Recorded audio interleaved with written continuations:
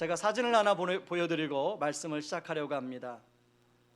이 사진은 양화진에 있는 노제타홀 선교사님의 무덤 앞에 있는 기념비입니다. 노제타홀은 한국 최초로 맹인학교를 세우고 농아학교를 세우고 동대문에 가보면 2대 부속병원이 있는데 그 병원을 세우신 분입니다. 그리고 우리나라의 여자 의료인들을 키우신 그런 최초의 선구자입니다. 그런데 이런 노제타홀에게 가슴 아픈 사연이 있습니다. 이제 남편과 함께 하나님의 사명을 받들고자 한국에 왔습니다. 그래서 열심히 선교 사역을 하다가 3년 만에 남편이 청일전쟁 당시에 부상병을 치료해 주다가 전염병이 옮아서 남편이 그만 죽고 맙니다. 여러분, 그 당시에 이제 이 노제타홀에게는 시어도홀이라는 3살짜리 남자아이 하나, 그리고 에티스라는 그 딸이 있었는데 임신한 사회, 그런 상황이었습니다. 여러분, 그 고향을 떠나서 고국을 떠나서 그 타향만리에서 자기가 의지했던 남편이 먼저 하늘나라를 가고 그것을 그 뒷감당을 하는 이 한 젊은 이 외국인 여인을 한번 생각해 보시기 바랍니다. 얼마나 가슴 아픕니까? 그래서 한국에서의 사역을 이제 그만두고 고국으로 돌아갔습니다. 그래서 고국으로 돌아가 이제 친정에 가서 아기도 낳고 산후조리도 하고, 그리고 또 남편이 섬기던 고향 교회에 가서 함께 교제도 하고 그러는 가운데 하나님이 다시금 이 노제타홀에게 은혜를 주셨습니다. 그래서 다시 남편의 뒤를 이어서 한국으로 돌아가야겠다. 그래서 그 어린 시어우드를 데리고 에티스를 데리고 한국으로 돌아왔습니다. 한국으로 데려왔는데 얼마 있지 않아서 에티스가 3살 때 풍토병이 찾아왔어요. 그래서 에티스를 그만 또 하늘나라로 떠나보내게 되게 됩니다. 그리고 그 어린 에티스를 이제 노제타홀 그 제임스 홀, 남편 제임스 홀 무덤 옆에 묻습니다. 여러분이라면 그런 상황이라면 어떤 마음이 드시겠습니까? 그런데요, 하나님이 은혜를 주셔서 시어우들과 함께 84까지 돌아가실 때까지 한국에서 그 선교 사역을 잘 마무리하고 한 교회 남편 옆에 묻혔습니다. 제가 왜 명절에 이 이야기를 꺼내냐면, 여러분, 추석 명절은 설 명절과는 다르게 우리는 조상들의 그 묘를 찾아가면서 성묘를 합니다. 여러분이 이제 아버님 묘 또 할아버지 묘 이렇게 찾아뵙고 성묘를 할 텐데, 여러분 주로 어떤 마음이 드셨습니까? 솔직히 저는 빨리 끝내고 가서 쉬어야겠다, 그런 생각을 참 많이 했거든요. 그래서 제가 이 말씀을 묵상하다가 그 무덤 안에는 한 사람의 인생이 담겨 있구나, 이 무덤에는 한 사람의 인생의 스토리가 담겨져 있구나, 그런 생각을 하게 되었습니다. 그래서 그 다음부터는 제가 이렇게 무덤을 보면 그냥 지나가지 않고 저 무덤에도 어떤 사람이 태어나서 살아오면서 그 인생의 스토리가 담겨져 있다가 하나님 부르심 받아 저기 누웠구나, 그런 생각이 들게 되었습니다. 여러분이 성묘를 다녀오신 분도 계시고 아직 다녀오지 않으신 분도 계실 텐데, 다녀오지 않은 분들은 여러분이 이제 그 성묘를 가서 그런 마음으로 한번 여러분의 그분의 인생을 이해해 보려고 하면 좀 남다른 성묘가 되지 않을까 생각합니다. 우리가 읽은 말씀에도 7장 1절부터 5절까지 보면 총 16명의 사람들이 나옵니다. 우리가 성경을 읽다가 이런 족보가 나오면 귀찮게 왜 이런 족보를 써놔가지고, 그래서 그냥 이 족보를 읽지도 않고 그냥 싹 건너 뛰십니다. 여러분 안 그러셨죠? 저는 그랬습니다. 자, 여러분 안 그러셨죠? 여러분들은 다 안 그러신 줄 알고 저만 그랬군요. 좀 귀찮았어요, 족보를 읽는데. 그런데 그런 관점에서 오늘 이 16명의 사람들을 보니까 마치 제가 어떤 느낌이 들었냐면 에스라의 선산 앞에 서 있는 느낌이 들었어요. 아론부터 쭉 16개의 무덤이 있는데 에스라의 선산에 제가 지금 서 있는 느낌이 들었습니다. 여러분, 한번 그 16개의 그 무덤, 16명의 사람들 하나하나가 그 사람들의 인생에 사연이 있어요. 예를 하나 들어볼까요? 아론. 여러분, 아론은 어떤 사람입니까? 모세와 함께 홍해의 기적을 이룬 사람이에요. 그리고 모세와 함께 그 아말렉을 무찔렀던 사람이에요. 모세의 팔을 들고. 그런가 하면 그 송아지를 하나님이라고 해서 많은 사람들을 죄짓게 했던 그런 어려움도 있었어요. 그런가 하면 진짜 가슴 아픈 사연이 있는데요. 여러분, 이 아론에게는 4명의 아들이지 않았습니까? 그 중에 첫째, 둘째 나답과 아비후, 여호와께 다른 불로 제사를 드리다가 그 자리에서 하나님의 징계를 받고 죽습니다. 여러분, 그 나답과 아비후의 그 하나님 앞에서의 그 두 아들을 떠나보내는 아버지의 심정이 어땠을까요? 그러니까 아론은 그냥 아론이 아니에요. 여기 이름 나왔다고 야 아론이구나 그런 이름이 아니. 나름대로 사연이 있는 이름이에요. 다 찾아볼 수 없으니까요. 에스라의 아버지와 할아버지만 한번 살펴보기를 원합니다. 에스라의 아버지와 할아버지는 오늘 본문에 보면 아사랴 또 스라야라고 나옵니다. 에스라가 예루살렘으로 돌아왔을 때가 BC 485년입니다. 숫자가 나오면 좀 어려워하는 분들 계시잖아요. 그냥 그런가 하세요. 뭐 그걸 막 생각하지 마시고. 그런가 하면요, 바벨론에게 예루살렘이 멸망당했을 때가 BC 586년이에요. 그러니까 딱 100년 차이가 나는 거예요. 여러분, 100년 때 예루살렘이 멸망할 때 할아버지, 에스라의 할아버지가 아마 그 멸망당한 것을 다 눈으로 보고 포로로 끌려서 바벨론에 왔을 거예요. 그리고 바벨론에서 어떻게 해서 누구랑 결혼해서 그 에스라의 아버지를 낳았을 거예요. 여러분, 할아버지와 아버지 입장에서 인생을 생각해 보면 그 인생이 쉬웠을까요? 결코 쉽지 않았을 거예요. 참 많은 어려움이 있었을 거예요. 힘든 시간들이 있었을 거예요. 그런 가운데 에스라가 태어났어요. 여러분, 혹시 국제시장을 보셨습니까? 흥남부두에서 우리 선배들이, 우리 어른들이, 우리의 아버지 때 분들이 흥남부두에서 그 피해서 도망오는 피난되는 그런 모습들이 지금도 생생한데요. 여러분, 우리 젊은이들이 취업이 안 된다고, 결혼도 못 하겠다고, 그렇게 해서 쉽게 말해서 N4 세대라고 얘기합니다. 그 N4 세대 N은 너무 포기할 게 많아가지고 개수가 너무 많아서 몇 개라고 할 수 없어서 N이라고 표현하는 거예요. N. 우리 수학에서 N 나오잖아요. N. 너무 포기할 게 많다는 거예요. 그래서 N4 세대라는 거예요. 저는요 그렇게 생각해 봤어요. 과연 우리가 성묘를 찾아보는 이 할아버지, 이 아버지 세대 때는 과연 살아가는 게 쉬웠을까? 결코 쉽지 않았을 거예요. 아마 어려우면 어려웠지 지금보다 훨씬 더 어려웠을 거예요. 6.25를 보내고요, 그리고 보릿고개를 보내고, 그런 가운데서도 포기하지 않고 여러분들을 기르기 위해서 정말로 애를 썼어요. 어떤 분들은요, 한국에서 못 사니까 또 미국 가면 좀 낫겠지, 아메리칸 드림. 그래서 어려운 삶을 가지고 미국으로 갔어요. 거기에서 세탁소를 이루고 그러면서 애들을 다 키워낸 거예요.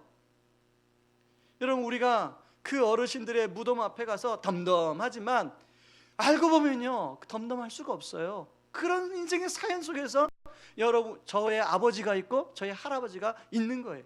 여러분들의 아버지가 있고 여러분의 할아버지가 있는 거예요. 여기 우리 중고생 자녀들이 있다면 여러분의 부모님이 그런 할아버지가 그런 모진 고진감래 속에서 할아버지 할머니가 견디고 키운 아버지 어머니 밑에서 여러분이 나온 거예요.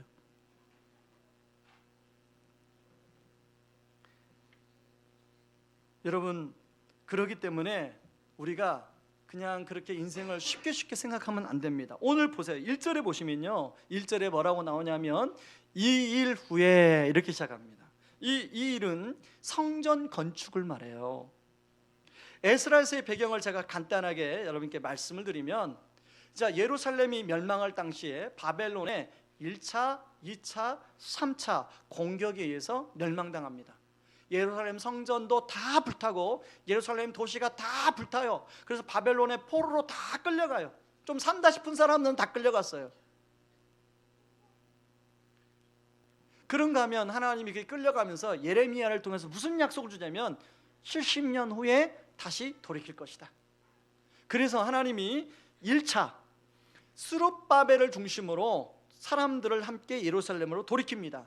그래서 그 사람들이 와서 한 게 뭐냐면 성전 건축이었어요. 왜냐하면 하나님이 다시금 하나님의 은혜가 공급되기 위해서는 우리가 성전이 불타버렸는데 그 성전을 건축하는 게 중요하다. 그래서 성전을 건축했어요. 두 번째 온 사람이 바로 오늘 본문에 나오는 에스라예요. 그리고 세 번째 온 사람이 느헤미야예요. 그래서 에스라서를 읽으려면 여러분 에스라, 느헤미야, 에스더, 말라기 이게 함께 여러분 연결된 동시대의 성경입니다.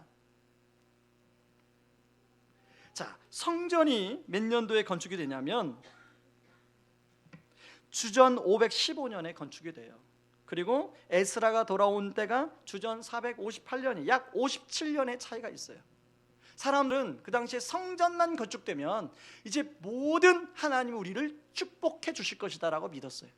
그런데 성전을 건축하고 완공하고 어떤 일이 벌어졌냐면 느헤미야 5장을 보면 잘 나와요. 느헤미야 5장을 한번 볼까요? 느헤미야 5장 스크린에 비춰집니다. 같이 한번 살펴보죠. 아니면 성경을 찾아보세요. 느헤미야 5장 2절부터 5절 말씀입니다.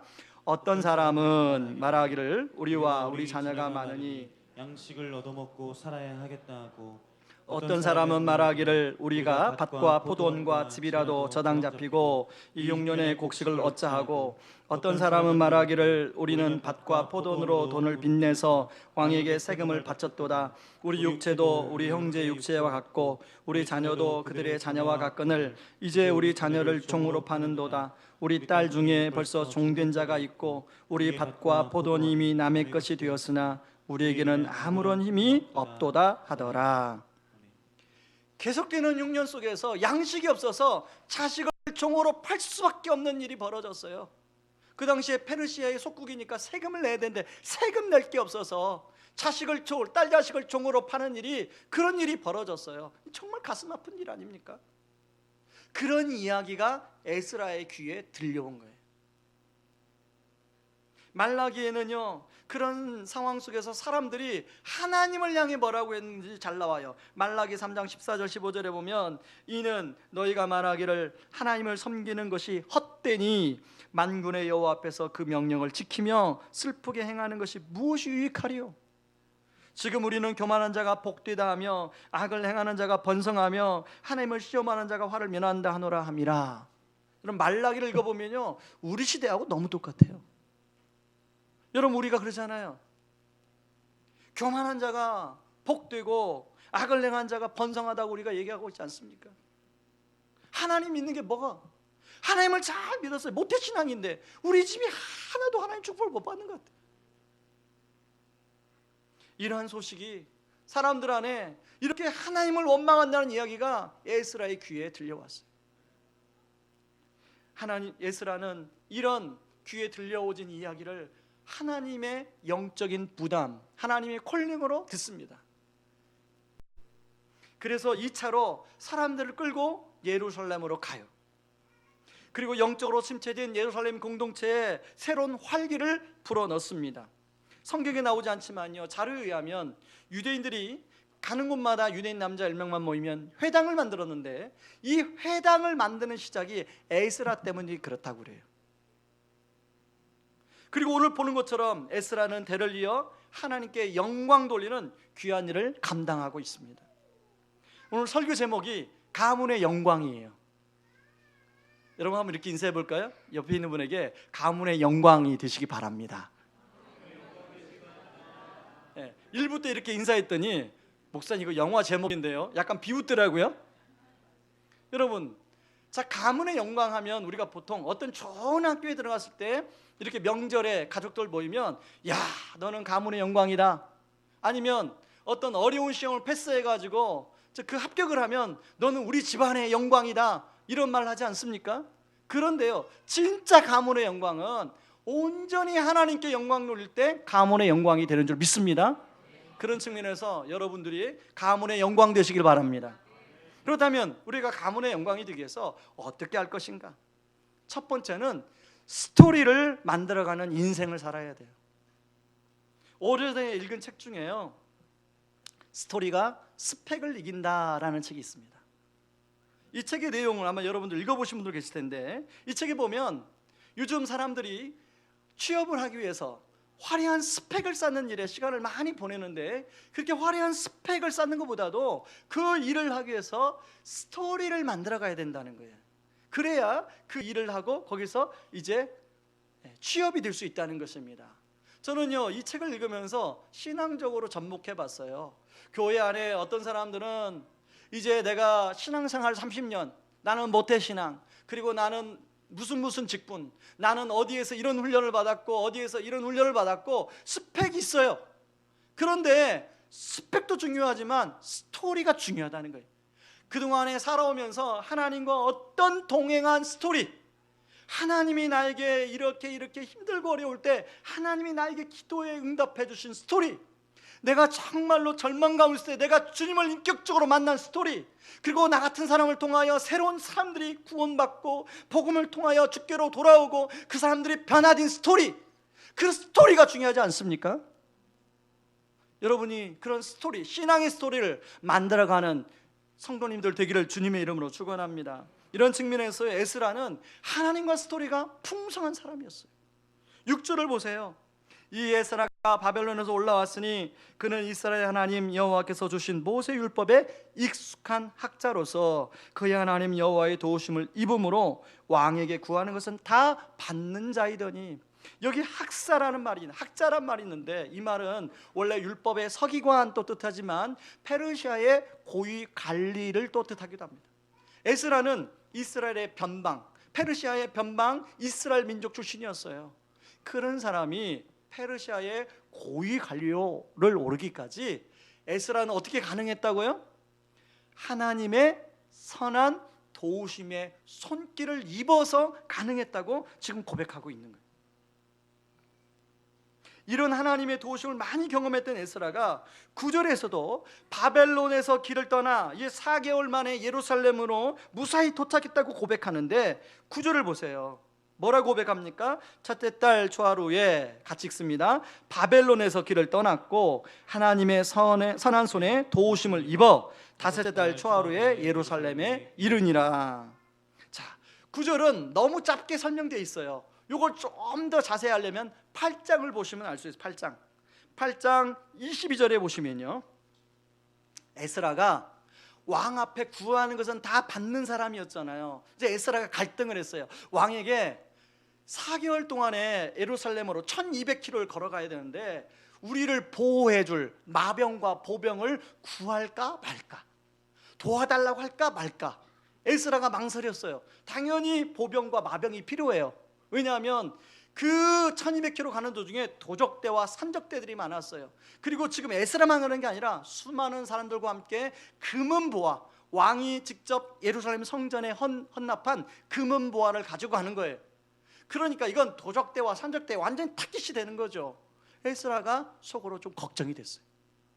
근데 에스라가 신앙 자존심상 하나님이 늘 도와주신다고 왕 앞에 막 늘 평상시에 이야기했는데, 왕 앞에 근데 왕이시여 죄송하지만 하면서 그런 얘기 이렇게 하면 에스라가 신앙적으로 조금 존심이 상했던 것 같아요. 그래서 그 얘기를 안 했어요. 지금 왕에게 이해했으면 왕이 도와줄 텐데. 그런데 속으로 걱정이 됐어요, 안 됐어요? 걱정이 됐어요. 이거 큰일 났다, 어떻게 하면 좋을까? 여러분, 그래서 22절에 한번 보세요. 22절에 21절 23절 한번 보시기 바랍니다. 같이 읽습니다. 그때 내가 아하와 강가에서 금식을 선포하고 우리 하나님 앞에서 스스로 겸비하여 우리와 우리 어린아이와 모든 소유를 위하여 평탄한 길을 그에게 간구하였으니, 23절 그러므로 우리가 이를 위하여 금식하며 우리 하나님께 간구하였더니 그의 응낙하심을 입었느니라. 에스라가 속으로 좀 쫄았어요. 마음이 본인만 가는 게 아니라 지금 어린아이들 데리고 다 함께 가는데 도적대가 산적대가 공격하면 이건 큰일 난다고 생각했어요. 그래서 출발하기 전에 아하 강가에서 다 백성들을 모아놓고 뭘 선포합니까? 금식을 선포해요. 우리가 하나님께 도우심을 구하자. 우리가 무사히 도착할 수 있도록, 평탄한 길을 갈 수 있도록 하나님께 간구하자. 그리고 거기에 있는 모든 백성들이 하나님께 그렇게 금식하고 기도합니다. 그랬더니 어때요? 그의 응낙하심을 입었느니라. 하나님께서 그 기도를 응답해 주셨어요. 에스라는 이처럼 하나님의 선한 손의 도우심을 경험을 참 많이 한, 하나님의 선한 손의 도우심의 스토리가 많은 그런 사람이었어요. 그런데요, 이런 에스라의 신앙이 누구에게 물려받은 신앙일까요? 구약 성경은요, 사람의 이름의 뜻이 나오면 이게 굉장히 해석이 중요한 포인트가 이게 담겨져 있습니다. 에스라 이름의 뜻은 하나님께서 도우신다라는 뜻을 갖고 있어요. 그런가 하면 에스라 이름을 누가 지어줬겠어요? 당연히 아버지 아니면 할아버지가 지어줬겠죠. 여러분, 아버지 이름의 뜻은 스라야예요. 스라야, 하나님께서 주장하신다. 그리고 할아버지 이름의 뜻은 아사랴인데 에스라와 이름이 똑같아요. 아마 할아버지와 아버지가 에스라의 이름을 지어주면 너는 하나님이 도우심을 입는 인생이 되었으면 좋겠다, 그렇게 지어줬습니다. 근데 실제로 그 이름대로, 그 기대대로 하나님의 도우심을 입는 인생을 살게 됐어요. 다시 말해서 에스라의 하나님의 선한 도우심을 입는 그것이 누구로부터 나왔다고요? 할아버지, 아버지로부터 물려받은 것이라는 것입니다. 오늘은 온 가족 예배를 드리게 됩니다. 옆에 여러분의 자녀가 앉아 함께 예배를 드리는 분도 계실 텐데요, 여러분, 이 자녀들에게 우리가 물려줄 수 있는 것이 있다면 과연 무엇일까요? 바로 오늘 이 에스라가 정말 아버지로부터 물려받은 하나님의 선한 손의 도우심을 입는 그 비결을 우리가 우리 자녀들한테 물려줘야 되는 거 아닌가요? 여러분, 우리 자녀들 제가 부탁하건대요, 찌질하게 용돈 갖고 구하지 마세요. 용돈 얼마 달라고 막 그거 안 주면 삐지고 밥 안 먹겠다고 그러지 마세요. 진짜 큰 걸 구하세요. 아빠, 엄마, 하나님의 선한 도우심을 입는데 그게 뭐야? 그것 좀 보여, 그것 좀 알려달라고, 그걸 구하셔야 돼요. 속담에 뭐 물고기 잡는, 물고기 한 마리 던져준 것보다도 뭘 알려주라고요? 물고기 잡는 법을 알려주라는 거죠. 하나님의 선한 손길의 도우심을 입는 방법을 여러분 아무리 입으로 이야기해 주는 게 그게 무슨 소용입니까? 진짜 교육은 뭐라고요? 보여주는 거예요. 진짜 좋은 교육은 보여주는 거예요. 내가 우리 부모님으로부터 하나님의 선한 손길을 입는 것을 보았다면, 경험했다면, 이제는 우리 세대가 우리 자녀들에게 그걸 보여줄 때예요. 그래야 되는 거예요. 여러분, 제가 일부 때도요, 중고등부 아이들이 이렇게 막 자고 있어서 제가 막 허락을 했어요. 중고등부 자녀가 자고 있으면 꼬집으라고, 깨우라고. 왜? 온 가족 예배인데, 여러분, 예배는 하나님께 드리는 거잖아요. 그렇잖아요. 저는 오늘 새벽에 교회에 왔는데요, 너무 기뻐요. 명절에 하나님께 이렇게 예배자로 드릴 수 있는 게 너무 기뻐요. 여러분, 온 가족 예배 드릴 때는 교육을 시켜야 되면 예배를 위해서 막 자고 있으면 꼬집으세요. 꼬집어도 괜찮아요. 그래서 집에 가서 뒷감당 못해서 못 꼬집는데 괜찮습니다. 깨우세요. 못 꼬집으면 이렇게 깨우세요. 예배는 이게 드리는 거다. 여러분, 우리가 우리 자녀들에게 물려줄 수 있는 것은 하나님의 선한 손길을 경험하는 것, 그걸 보여줘야 되는 거예요. 지난주에요, 한 청년 자매랑 대화를 했습니다. 이 청년 자매랑 대화를 하는데 참 너무 기쁜 얘기를 제가 들었어요. 자기 아버지가 의왕우리교회에 와서 변화되었다는 거예요. 모르겠어요. 예전에는 그랬는지 안 그랬는지 모르겠는데, 뭐 예전에 어땠는지 모르겠는데, 저는 뭐 예전을 잘 모르니까 이 딸이 볼 때 아빠가 변화됐다는 거예요. 그래서 아빠를 존경하게 됐다는 거예요. 아멘을 안 하시네요. 여러분, 딸이 아빠를 존경하는 거 그거 쉬운 일이 아닙니다. 여러분, 여기 아빠들 계시잖아요. 여러분, 자기 자녀한테 존경받는 거 쉬운 일이 아니에요. 왜? 일거수일투족이 다 오픈되는데 어떻게 존경받는 게 쉽습니까? 쉬운 일이 아니에요. 근데 딸이 진짜로 아빠를 존경한다는 거예요. 그러면서 하는 말, 아빠가 어려운 상황인데도 불구하고 자기들을 그렇게 키워준 것에 대해서 미안하다는 거예요. 아빠한테 미안하다는 거예요. 근데 저는 존경한다는 말보다도 미안한다는 말이 너무나 마음에 와닿는 거예요. 제가 그 아빠를 제가 축히 보면요, 사업을 하시는데 참 쉽지 않아요. 그 순간순간 절체절명의 그 위기가 순간순간마다 있는데요, 이분이 원래 새벽기도 안 나오셨던 분이거든요. 그런데 어떻게 해요? 도와줄 데가 없는데, 사업을 하는데 절체절명의 위기가 순간순간 있는데 도와줄 데가 없는데 어떻게 해요? 이분이 그때마다 나와서 하나님 앞에 기도하는 거예요. 그런데 그때마다 하나님께서 고비를 열어가시고 고비를 열어주시고 또 고비를 열어주시고, 참 하나님 다 한꺼번에 확 열어주면 얼마나 좋습니까? 그런데요, 그때마다 열어주시는 거예요. 그러다 보니까 그분 안에 뭐가 많아져요? 하나님의 선한 도우심의 손길의 스토리가 많아지게 되더라는 거예요. 아멘이십니까? 여러분에도 그런 은혜가 있기를 바랍니다. 여러분, 우리 자녀들에게 부탁하고 싶어요. 우리 자녀들한테, 여러분 부모님께 오늘 가셔서 용돈 달라고 하지 마시고 아빠 엄마 하나님의 선한 스토리를 경험할 수 있도록 보여주세요, 그렇게 요청하시기 바랍니다. 자, 어떤 사람이 정말 감사한 인생인가요? 에스라처럼 하나님의 선한 손길의 도우심의 스토리를 가능한 한 많이 경험한 사람이.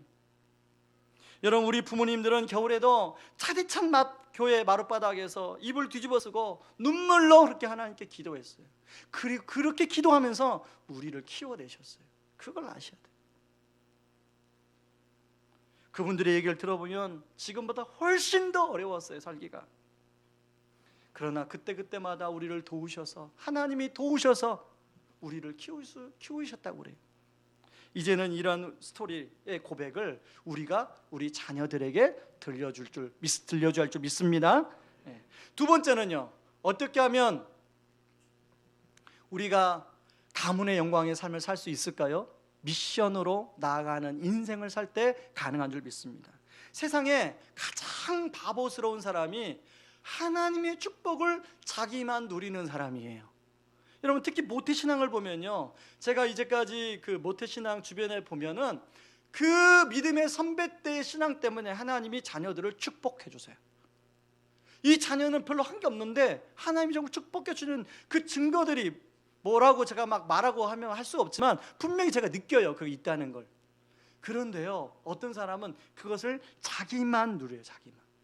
근데 지혜로운 사람은 그 축복을 다음 세대로 흘려보내고 또 다른 어려운 곳에 흘려보내요. 우리 교회 모든 모태신앙들이 그런 은혜가 있길 바랍니다. 굉장히 아멘이 크네요.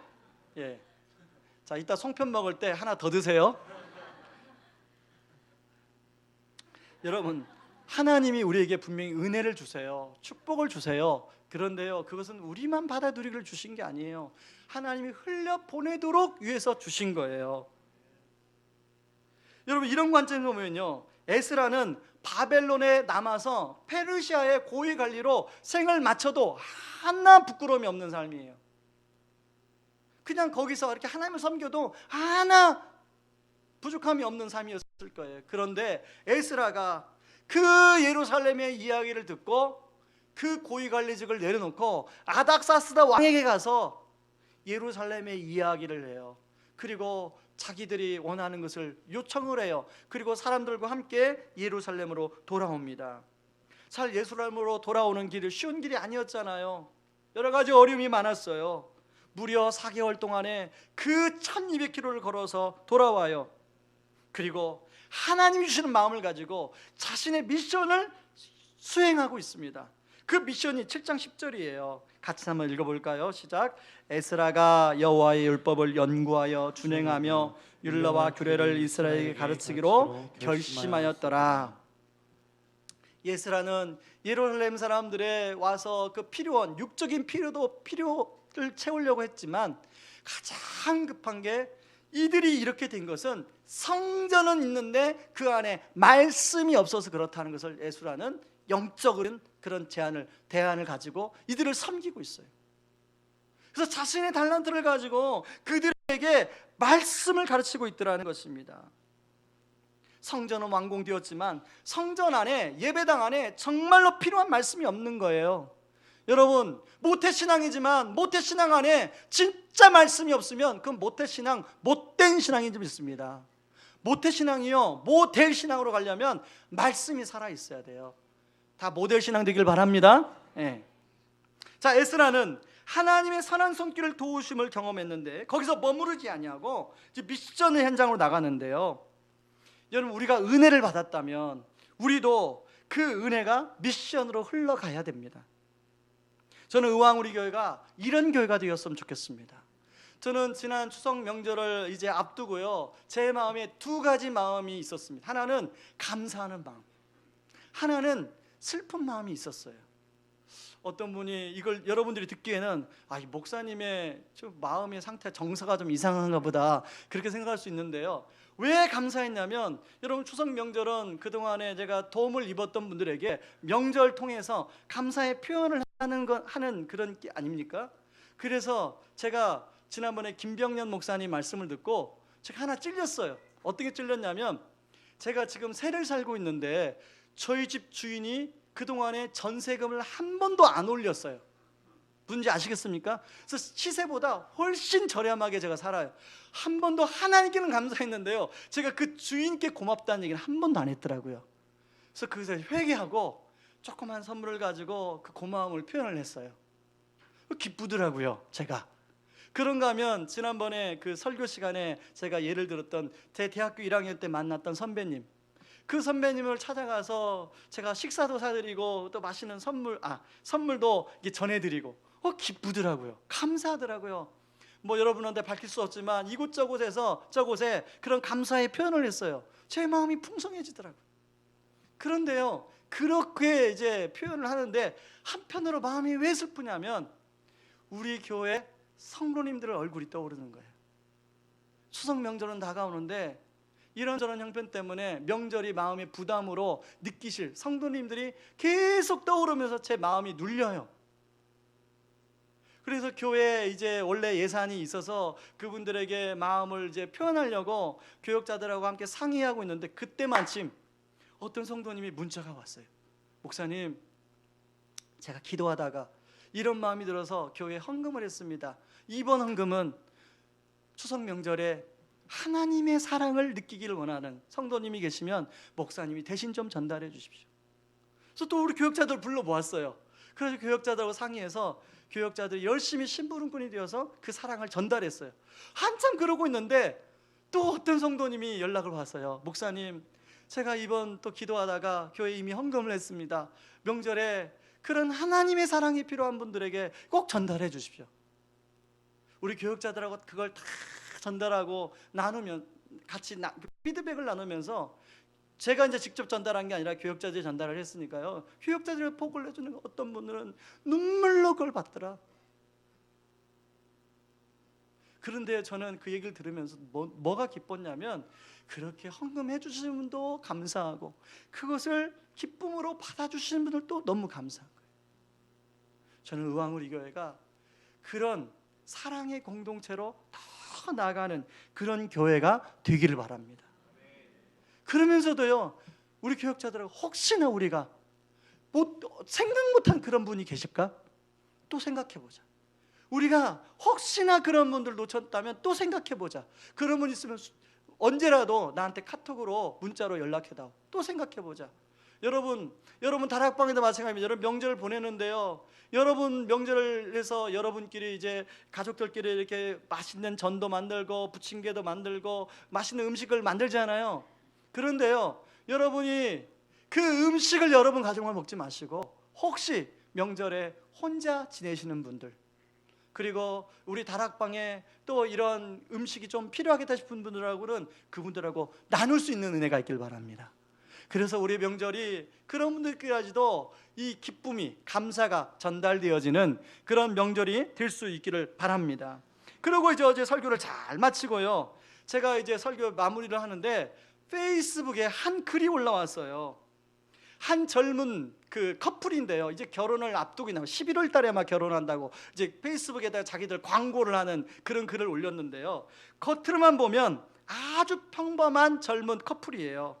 대학에서 만나 5년을 연애했는데요, 연애를 좀 특이하게 했더라고요. 주로 독거노인, 노숙인, 저소득층 청소년을 섬기면서 연애했더라고요. 그걸 자기들 소위 말로 나눔 데이트라고 말하더라고요. 결혼식도 특이하게 하는데요, 일체 예물이 없고요, 집도 사지 않고 웨딩 드레스도 없어요. 우리 혹시 여기 청년들 웨딩 드레스가 꿈이잖아요. 웨딩 드레스도 없고 웨딩 드레스 대신에 원래 자기가 입던 흰색 원피스를 입기로 했대요. 대신 결혼식에 들어가는 모든 비용을 줄여가지고 우간다에 있는 학교를 세우기로 했대. 이게 얼마나 멋있습니까? 우리 젊은 청년들은 아멘을 안 하시죠, 그죠? 어른들만 아멘을. 자, 이렇게 결혼하면 참 멋있죠, 그죠? 제가 그래서 직접 그 글을 좀 인용해 왔어요. 한번 읽어드리겠습니다. 열심히 모아온 거의 전 재산이죠. 500만 원을 결혼 감상금으로 내어놓습니다. 더불어 부족한 저희들의 앞날을 축복해 주시며 나누어 주실 여러분의 사랑 축의금을 모아 우리 모두의 이름으로 아프리카의 학교를 선물하려 합니다. 모자라면 저희들이 최선을 다해 일하고 채워서 전해드리겠다는 각오도 되어 있지요. 스튜디오 촬영은 우리 나눔 커뮤니티 사무실에서, 드레스는 흰색 원피스로, 메이크업은 각자 집에서 분칠하는 걸로, 신혼집은 지금 제가 살고 있는 부산역 원룸 자취방에서, 혼수, 예물 등은 양가 부모님 동의하에 없이, 결혼식도 예수 믿는 것 같이 조금은 다른 그림을 그려보고 싶었습니다. 하루의 화려함보다 하나님의 영광 되심의 화려함을 사모하면서 돈 없어도 결혼할 수 있으며 행복하게 살 수 있음을 그렇게 살아내고 싶습니다. 기도 부탁드려요. 오직 예수, 우리는 예수쟁이입니다. 아멘. 이런 글을 올렸더라고요. 너무 멋진 젊은이들 아니에요? 우리 젊은이들 혹시 결혼 못하면 이렇게 결혼할 수 있으니까 너무 돈 때문에 결혼 못한다고 하지 마십시오. 추석 명절은 오랜만에 이제 만나는 가족들과 형제들과 함께 그렇게 만나고 교제하지 않습니까? 이런 추석 명절은 섬기는 명절이에요. 여러분, 어떤 우리 여자분들은 정말 오랫동안 전 부치는 일하고 그게 얼마나 피곤하고 힘듭니까? 그러면 남자분들은 어떻게 섬겨요? 설거지로 섬기고, 발 마사지, 발 마사지로 섬겨주시고, 또 허리 마사지 섬겨주시고. 자, 뭘 조심해야 돼요?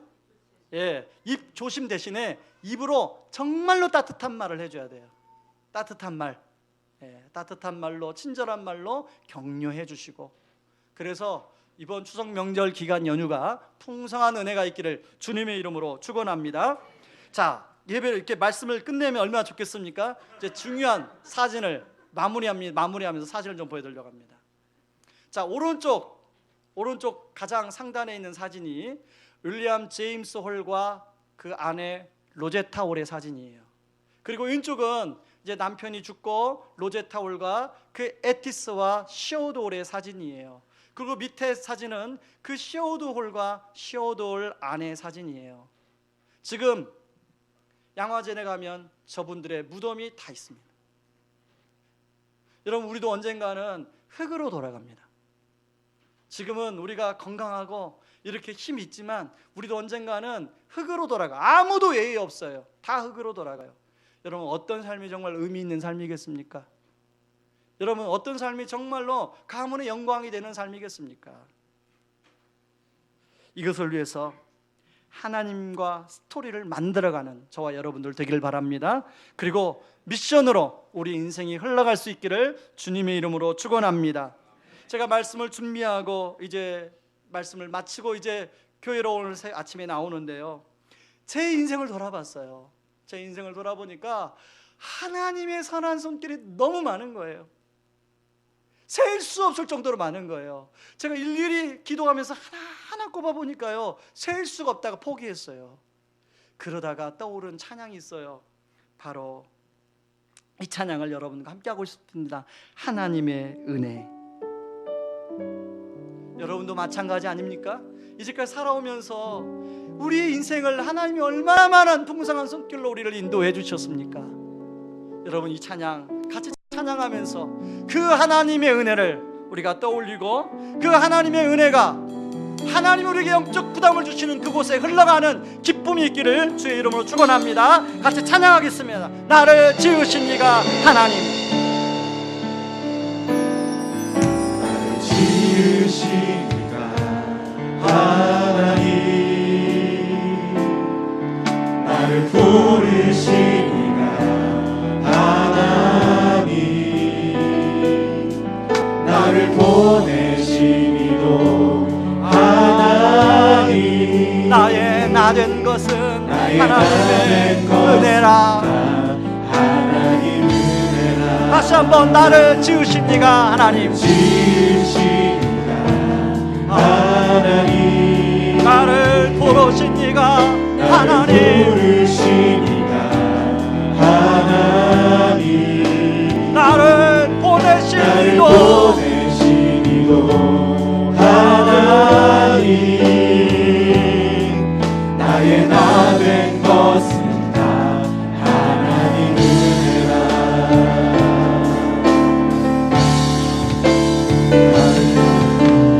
달려갈 길 다가도록, 나의 마지막 곡 다도록, 마지막 골 다하도록, 바로 그 십자가 그 붙게 하시니 십자가 품게 하시니 나의 나의 나 된 나된 것은 다 하나님 은혜라.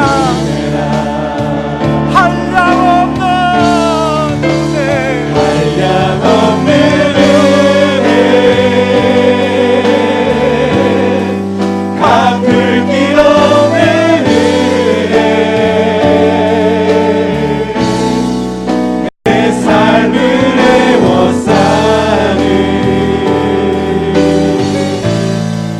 하나님의 은혜. 나 주저함 없이 그 땅을 밟음도 나를 붙드시는 하나님의 은혜, 하나님의 은혜, 한량없는 은혜, 한량없는 은혜, 갚을 길 없는 은혜, 내 삶을 애워싸는 하나님의 은혜. 나 주저함 없이 그 땅을 밟음도 나를 붙드시는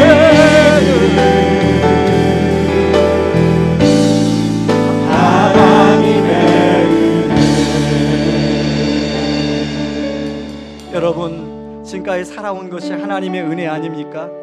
여러분의 삶의 구석구석 순간순간마다 하나님의 선한 손길이 함께하지 않으셨습니까?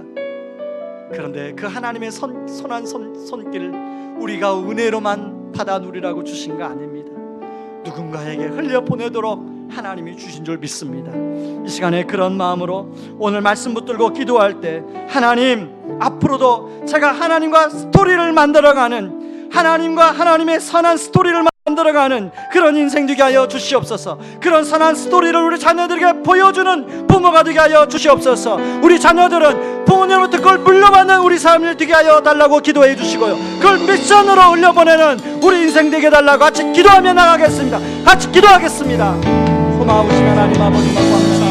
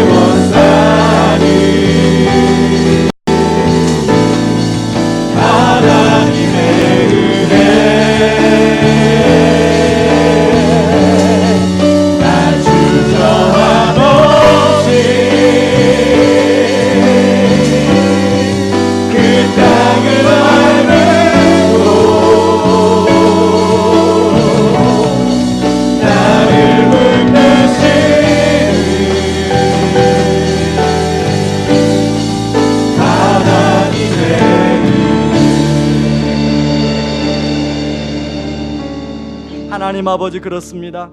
하나님, 지나고 보면 우리 삶에 하나님의 선한 손길 안 미친 곳이 없습니다. 하나님, 그 은혜가 얼마나 감사한지요. 하나님, 그런 손길의 은혜를 하나님 베풀어 주신 것은 하나님 우리만 누리라고 주신 게 아니라 우리 자녀들에게, 그 후손들에게 물려주라고 주셨을 뿐 아니라 하나님 누군가에게 아버지 하나님 미션으로 흘려보내도록 그런 은혜를 주신 줄 믿습니다. 하나님, 이 추석 명절에 아버지 그 은혜, 그 사랑을 우리 가족들에게, 친척들에게 흘려보내게 도와주시고 하나님, 정말로 이 은혜를 우리 자녀들에게 보여주게 하여 주시고 하나님 마음이 있는 곳에 그것에 흘려보내는 저희들 되게 하여 주시옵소서. 의왕우리 교회가 더 복음적인 교회, 사회적인 교회, 선교적 교회가 되게 하여 주옵소서.